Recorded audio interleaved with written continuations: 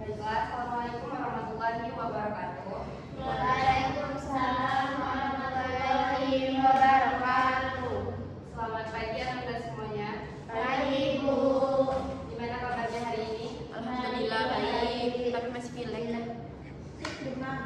Pilek Ibu. Baiklah, sebelum memulai pelajaran, alangkah baiknya kita berdoa terlebih dahulu. Silakan ketua kelas pimpin doanya.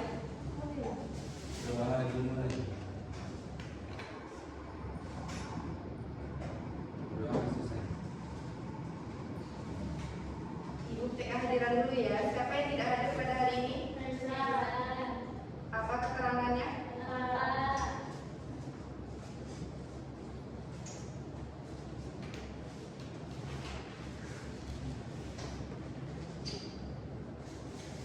Baiklah, Indonesia ini kan memiliki keanekaragaman hayati itu yang sangat tinggi.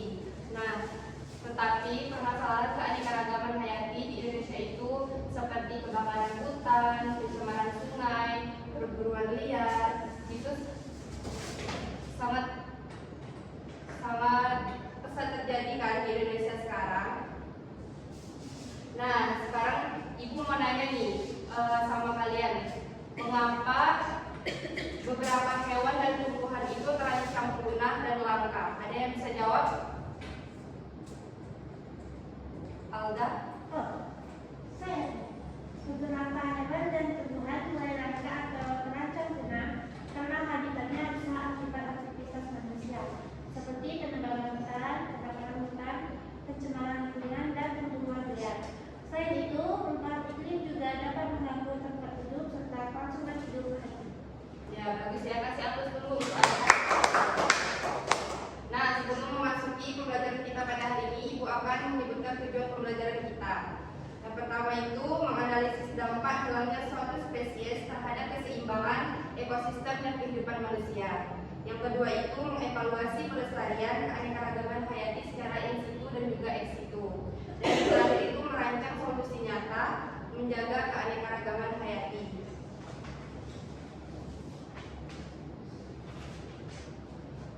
Nah, apakah kalian sudah ada yang tahu apa itu keanekaragaman hayati?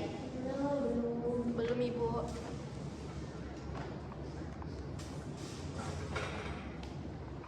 Nah, di sini ada gambar keanekaragaman hayati. Keanekaragaman hayati itu adalah variasi makhluk hidup, mulai dari tumbuhan, hewan, dan juga mikroorganisme, seperti yang digambar ya.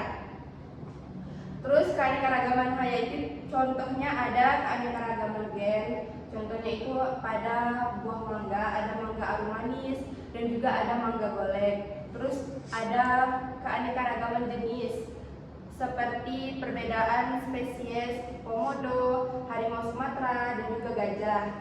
Terus ada keanekaragaman ekosistem, di mana keanekaragaman ekosistem itu adalah perubahan lingkungan hidup seperti hutan hujan tropis, terus ada savana dan juga mangrove. Nah,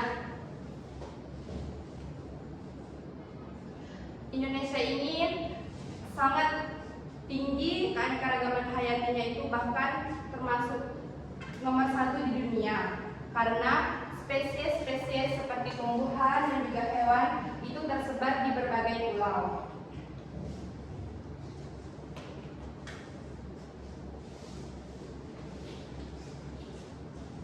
Nah, selanjutnya itu ada pentingnya keanekaragaman hayati.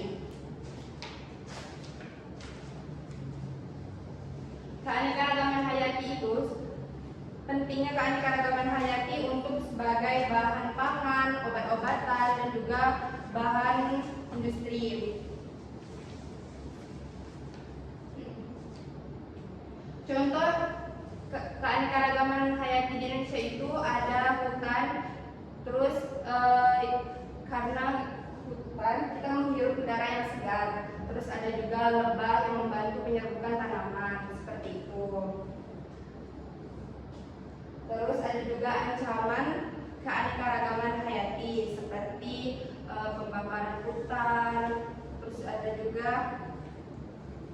pencemaran sungai.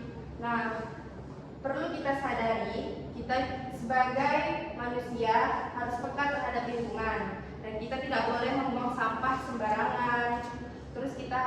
melestarikan alam, jangan menebang pohon sembarangan.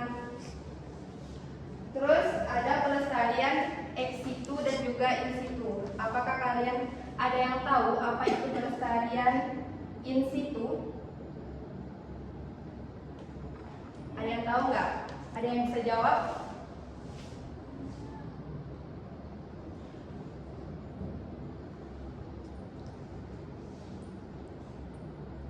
Ada yang bisa jawab? Ya, Repa silakan.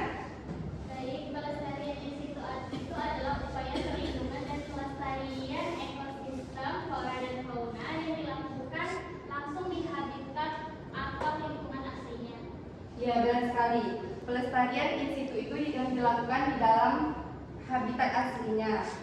Terus, kalau yang in situ ada yang tahu nggak? Ex situ.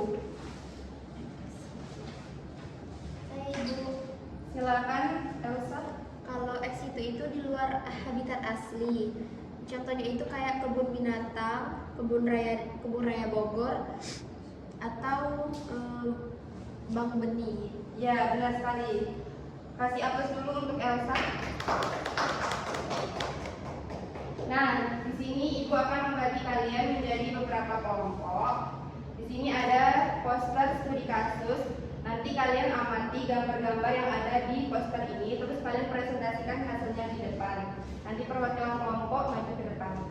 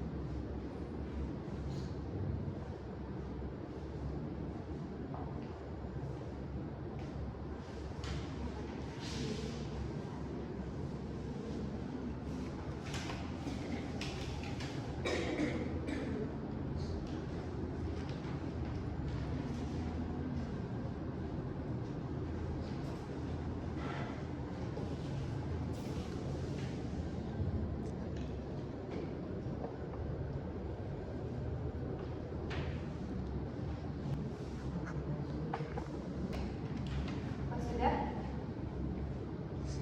Dan silakan maju kelompok 1.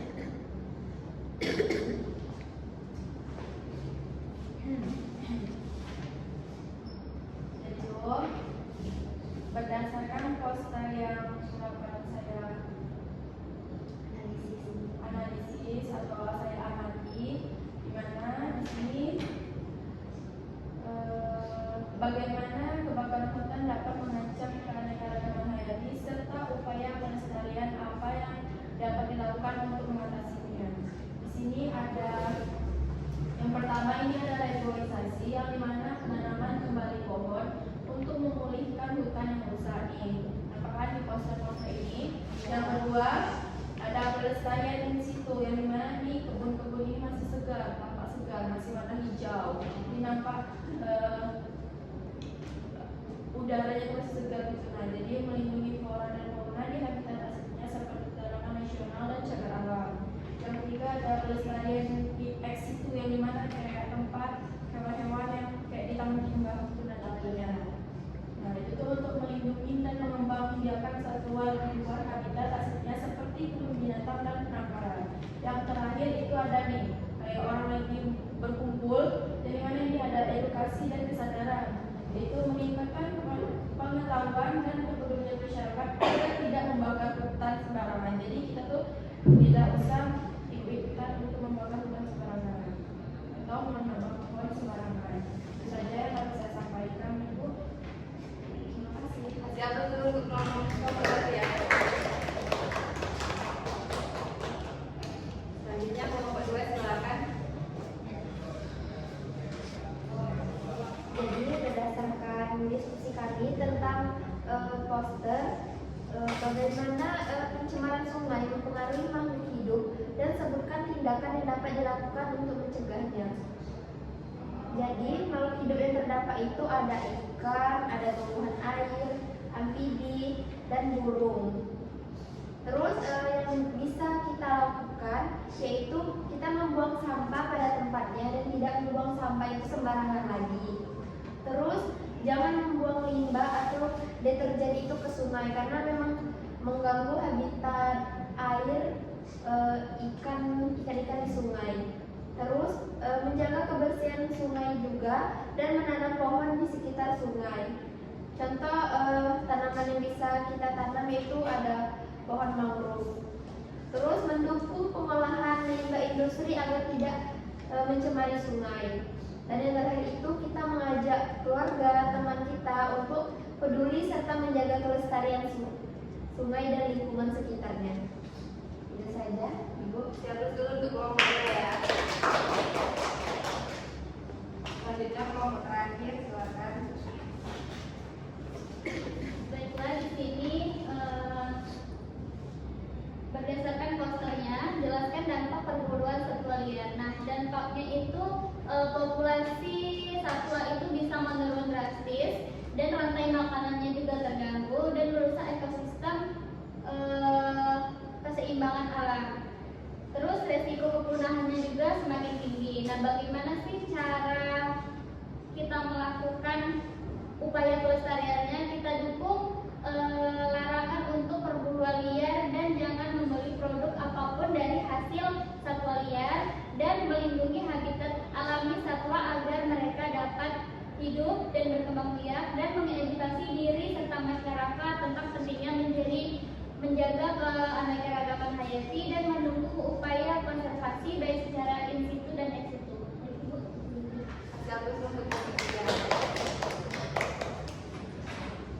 Nah, itu adalah dari kelompok 1 kebakaran hutan, terus ada juga pencemaran sungai, terus ada perburuan satwa liar.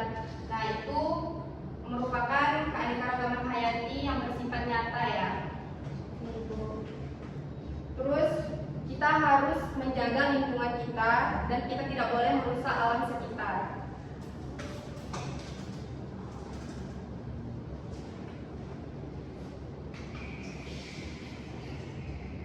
Nah, sebelum Ibu tutup pembelajaran kita pada hari ini, Ibu mau kasih kalian tugas, yaitu kalian Ibu minta mengamati lingkungan kalian pokoknya tentang lingkungan yang ada di sekitar kalian, yang ada di sekitar rumahan kalian, misalnya Penebangan hutan. Iya, boleh kayak kebakaran hutan, apa yang kalian lihat itu. Ibu minta kalian amati, terus kalian catat. Nanti di depan kalian ceritakan hasil pengamatan kalian. Ini tugasnya individu ya, tidak kelompok. Pencemaran air masuk tidak, Bu? Boleh pencemaran air, terus ada pembuangan sampah. Kalau jalan rusak masuk, Bu? Boleh. Itu cuma satu aja ya, Bu? Iya, satu orang satu masalah. Dibikin poster gitu? Boleh. Oke. Nanti kamu ceritakan di depan. Oke. Yang terbaik dapat. Yang terbaik dapat reward ya dari Ibu. Oke. Sebelum Ibu tutup, Ibu minta Lola menyimpulkan pembelajaran kita pada hari ini. Baik, Ibu. Jadi berdasarkan pembelajaran hari ini dapat kita simpulkan bahwa hilangnya suatu spesies dapat mengganggu keseimbangan ekosistem dan juga berdampak pada kehidupan manusia. Upaya pelestarian keanekaragaman hayati dapat dilakukan melalui in situ yaitu pelestarian di habitat asli dan ex situ yaitu pelestarian di luar habitat aslinya. Oleh karena itu, diperlukan kesadaran dan tindakan nyata dari setiap individu untuk menjaga serta melestarikan keanekaragaman hayati agar tetap terjaga bagi generasi mendatang. Kasih aplaus dulu untuk Lola ya.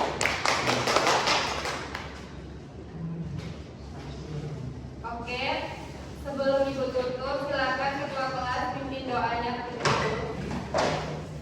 Doa mulai. Doa selesai. Ibu Ani. salam